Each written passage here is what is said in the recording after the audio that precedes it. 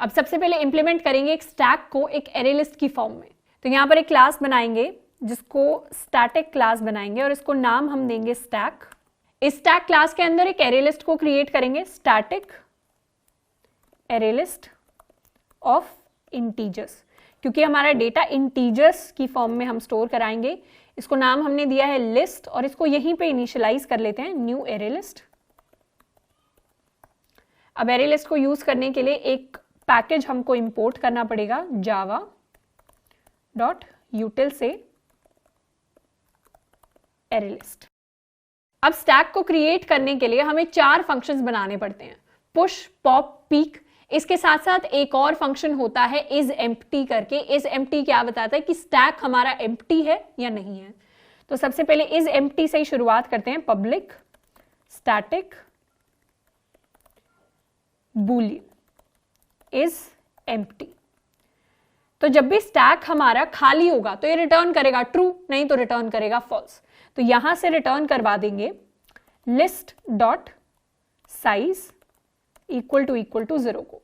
तो जब भी लिस्ट का साइज 0 है मतलब हमारे स्टैक में एक भी एलिमेंट नहीं है, तो वहां पर रिटर्न हो जाएगा ट्रू, नहीं तो रिटर्न होगा फॉल्स। अब अपने मेजर फंक्शन को इंप्लीमेंट करते हैं जो है हमारा पुश फंक्शन। पुश को इंप्लीमेंट करने के लिए फंक्शन लिखेंगे public static void push. Push के अंदर पास कर देंगे वो डेटा जिसको हमें अपने एरे लिस्ट के अंदर या फिर अपने स्टैक के अंदर एंटर कराना है, और लिस्ट में ऐड कर देंगे उस data co dot add function से।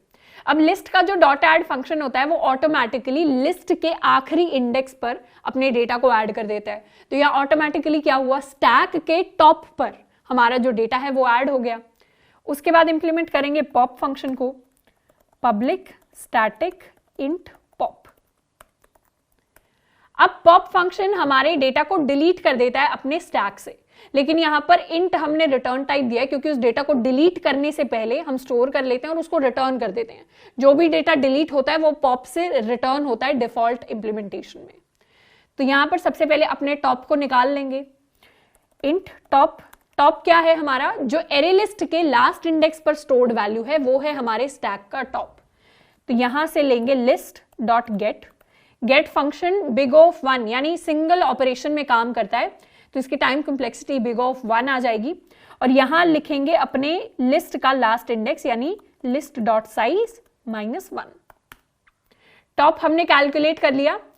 अब list dot remove function use करेंगे और लास्ट इंडेक्स पर स्टोर्ड जो भी वैल्यू है उसको ये कर देगा रिमूव। लास्ट इंडेक्स पर स्टोर्ड वैल्यू को जब भी हम रिमूव करते हैं रिमूव ऑपरेशन की फॉर्म में, तो वो भी एक बिग ऑफ 1 का ऑपरेशन होता है यानी कांस्टेंट टाइम ऑपरेशन होता है। तो यहां से अब रिटर्न कर देंगे हम अपने टॉप को। तो ये हमने पॉप को इंप्लीमेंट कर लिया है, टॉप को सबसे पहले निकाल लिया, फिर टॉप को रिमूव कर दिया, फिर टॉप को रिटर्न कर दिया। अब इंप्लीमेंट करेंगे अपना peak operation, public static int peak. Peak को इंप्लीमेंट करने हमेशा पॉप को इंप्लीमेंट करने से आसान होता है क्योंकि यहां पर हमें कुछ डिलीट ही नहीं करना, सिर्फ टॉप निकालना है और उसको रिटर्न करना है। तो ये सिंगल स्टेटमेंट हम यहां से कॉपी कर लेंगे टॉप निकालने वाली और यहां पर लिख देंगे रिटर्न। तो डायरेक्टली हमारा टॉप रिटर्न हो जाएगा इस फंक्शन से।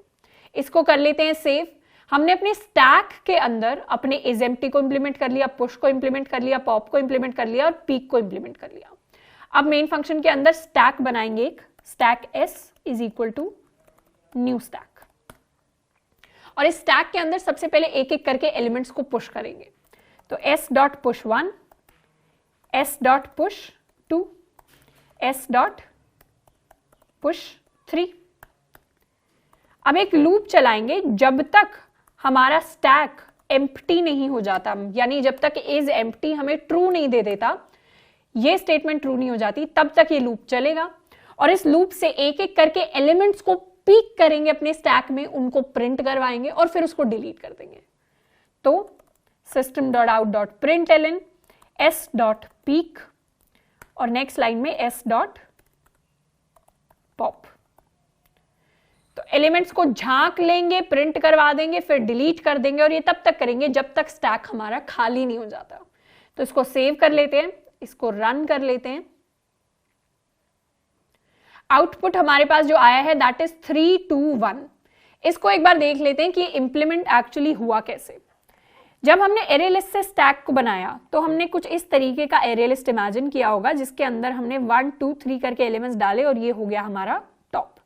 अब इसी को एक स्टैक की फॉर्म में विजुअलाइज करें, यानी बाल्टी की फॉर्म में, तो ये कुछ ऐसा होगा जिसमें सबसे पहले आएगा 1, फिर आएगा 2, फिर आएगा 3 और ये बन गया हमारा टॉप।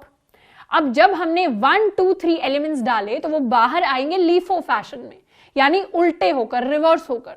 तो 3 लास्ट में गया था तो 3 सबसे पहले आएगा, सबसे पहले 3 आएगा तो 3 आउटपुट में, फिर 2 आएगा तो 2 आउटपुट में, फिर 1 आएगा तो 1 आउटपुट में। तो हमारा जो आउटपुट होगा वो होगा 3 2 1, विच इज सेम एज जो आउटपुट हमारे पास स्क्रीन पर प्रिंट हुआ है। अपने इस एरे लिस्ट के कोड में हमें एक कॉर्नर केस भी ऐड करना है। वो ये कॉर्नर केस है कि पॉप करते टाइम अगर हमारी एरे लिस्ट खाली हुई, हमारा स्टैक खाली हुआ, तो हमें क्या करना है, तो हम रिटर्न कर देंगे सिंपली -1 यानी नेगेटिव नंबर ये दिखा रहा है कि स्टैक खाली है। स्टैक के अंदर क्योंकि सिर्फ पॉजिटिव नंबर्स हम डाल सकते हैं, तो इस तरीके से इंप्लीमेंटेशन कर लेते हैं। तो अगर इज एम्प्टी जो है वो हमें ट्रू रिटर्न कर देगा, तो उस केस में हम रिटर्न कर देंगे -1, जो रिप्रेजेंट करेगा कि हमारा स्टैक खाली है। अब ये सेम चीज हम पीक में इंप्लीमेंट कर रहे होंगे, क्योंकि पीक में भी अगर स्टैक खाली है तो हम कुछ भी नहीं देख पाएंगे क्योंकि टॉप एग्जिस्ट ही नहीं करता, तो उस केस में भी -1 को रिटर्न करेंगे। तो इस तरीके से जब भी स्टैक खाली होगा तब हमारे पास एक कंडीशन होगी जो इंप्लीमेंट हो सकती है।